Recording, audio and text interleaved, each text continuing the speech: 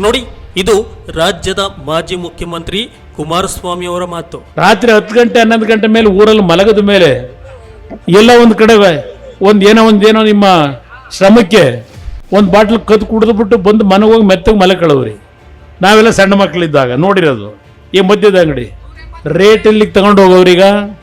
ನಿಮಗೆ ಇಲ್ಲಿ 2000 ಹೆಣ್ಮಕ್ಳು ಕೊಡ್ತೀವಿ ಅಂತ ಹೇಳಿ ಈಗ ದುಡಿಮೆ ಮಾಡೋ ಕುಟುಂಬಗಳ ಆ ಶ್ರಮಜೀವಿಗಳ ಜೋಬಿಗೆ 4000 5000 ರೂಪಾಯಿ ನಿಮ್ಮಿಂದ ಕಿತ್ಕೊಂಡು 2000 ರೂಪಾಯಿ ಕೂಡ ದೊಡ್ಡ ವಿಷಯವಾ?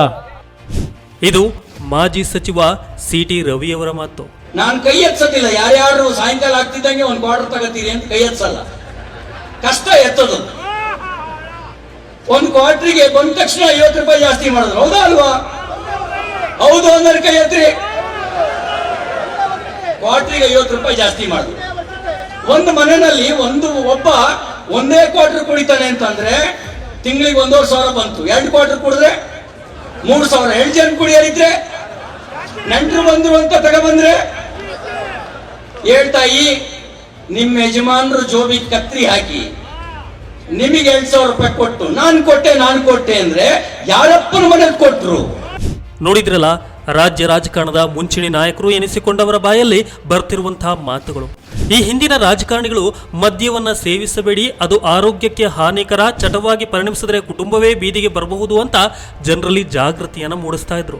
ಆದ್ರೆ ಇಂದು ಈ ಪ್ರಮುಖ ನಾಯಕರು ಎನಿಸಿಕೊಂಡವರು ಆಡಿರುವ 4 ಮಾತುಗಳಿಗೆ ಸಾರ್ವಜನಿಕ ವಲಯದಲ್ಲಿ ವ್ಯಾಪಕವಾದಂತಹ ಆಕ್ರೋಶ ವ್ಯಕ್ತವಾಗ್ತಾ ಇದೆ. ಹೌದು, ಕಾಂಗ್ರೆಸ್ ಗ್ಯಾರಂಟಿಗಳನ್ನ ಟೀಕಿಸುವ ಬರದಲ್ಲಿ ಮೊದಲು ಎಲ್ಲಾ ಕಡಿಮೆ ಬೆಲೆಗೆ ಕುಡಿತಾ ಇದ್ರಿ, ಗ್ಯಾರಂಟಿ ಯೋಜನೆಗಳು ಬಂದ ಮೇಲೆ ಮದ್ಯದ ಬೆಲೆ ಹೆಚ್ಚಾಗಿದೆ, ನಿಮ್ಮ ಕೈಯಿಂದ ಕಿತ್ತು ನಿಮ್ಮ ಮನೆಯ ಹೆಂಗಸರಿಗೆ ಕೊಡ್ತಿದ್ದಾರೆ ಎಂದು ಅಸಭ್ಯವಾಗಿ ಮಾತನಾಡ್ತಾ ಇದ್ದಾರೆ ಈ ನಾಯಕರುಗಳು. ಇಲ್ಲಿ ಒಂದು ಕಡೆ ಈ ಇಬ್ಬರು ನಾಯಕರು ಎನಿಸಿಕೊಂಡವರು ಮದ್ಯ ಸೇವನೆಗೆ ಪರೋಕ್ಷವಾಗಿ ಪ್ರಚೋದನೆಯನ್ನ ನೀಡ್ತಾ ಇದ್ರೆ, ಮತ್ತೊಂದು ಕಡೆ ಮಹಿಳೆಯರಿಗೆ ಸಿಗುತ್ತಿರುವ ಸೌಲಭ್ಯಗಳ ಬಗ್ಗೆ ವ್ಯಂಗ್ಯವಾಡುವ ಮೂಲಕ ಮಹಿಳೆಯರಿಗೆ ಅವಮಾನಿಸುತ್ತಿದ್ದಾರೆ ಎಂಬುದು ಕೂಡ ಸುಳ್ಳಲ್ಲ. ಅಸಲಿಗೆ ಗೃಹಲಕ್ಷ್ಮಿ ಯೋಜನೆ ಮಹಿಳೆಯರನ್ನ ಸ್ವಾವಲಂಬಿಗಳನ್ನಾಗಿಸಲು ಜಾರಿಗೆ ತಂದಿರುವಂತಹ ಯೋಜನೆ ಆಗಿದೆ. ಅದು ನಿಮ್ಮ ಹಣವಲ್ಲ, ಗಂಡಸರ ಹಣ, ಅವರಿಂದ ಕಿತ್ತು ನಿಮಗೆ ಕೊಡಲಾಗುತ್ತಿದೆ ಎನ್ನುವ ಮೂಲಕ ಮಹಿಳೆಯರು ತೆರಿಗೆಯೇ ಕಟ್ಟುವುದಿಲ್ಲ, ಮಹಿಳೆಯರು ಪುರುಷರ ಅವಲಂಬಿತರು ಎಂಬುದನ್ನು ಕೂಡ ಪರೋಕ್ಷವಾಗಿ ಹೇಳ್ತಾ ಇದ್ದಾರೆ. ಇಲ್ಲಿ CT ರವಿ ಸಂಘ ಪರಿವಾರದ ಹಿಡನ್ ಅಜೆಂಡಾವನ್ನ ಬಿತ್ತುತ್ತಿರೋದ್ರಲ್ಲಿ ಯಾರಿಗೂ ಯಾವುದೇ ರೀತಿಯಾದಂತಹ ಆಶ್ಚರ್ಯವಿಲ್ಲ.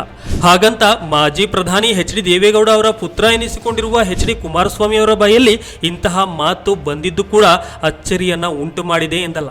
ಆದರೆ ಇಷ್ಟು ದಿನಗಳ ಕಾಲ ಇವರು ನಂಬಿದ್ದ ಸಿದ್ಧಾಂತಕ್ಕೆ ತಮ್ಮ ಕೊಳಕು ಮಾತಿನ ಮೂಲಕ ತಮ್ಮದು ಸಿದ್ಧಾಂತವಲ್ಲ ಅವಕಾಶವಾದಿತ್ವ ಎಂಬುದನ್ನ ಇಷ್ಟು ಬೇಗ ಸಾಬೀತುಪಡಿಸಿದ್ರಲ್ಲ, ಅದೇ ಅಚ್ಚರಿಗೆ ಕಾರಣವಾಗಿದೆ. ಅದೇನೇ ಇರಲಿ, ರಾಜ್ಯದ ಪ್ರಮುಖ ರಾಜಕಾರಣಿಗಳ ಬಾಯಲ್ಲಿ ಇಂತಹ ಮಾತು ಬಂದಿದ್ದು ಎಷ್ಟು ಸರಿ? ಇವರು ನಿಜಕ್ಕೂ ನಾಯಕರ ಇಲ್ಲ ನಾಲಾಯಕಗಳ? ಈ ಬಗ್ಗೆ ನಿಮ್ಮ ಅಭಿಪ್ರಾಯ ಏನು ಎಂಬುದನ್ನು ಕಾಮೆಂಟ್ ಮಾಡಿ ತಿಳಿಸಿ.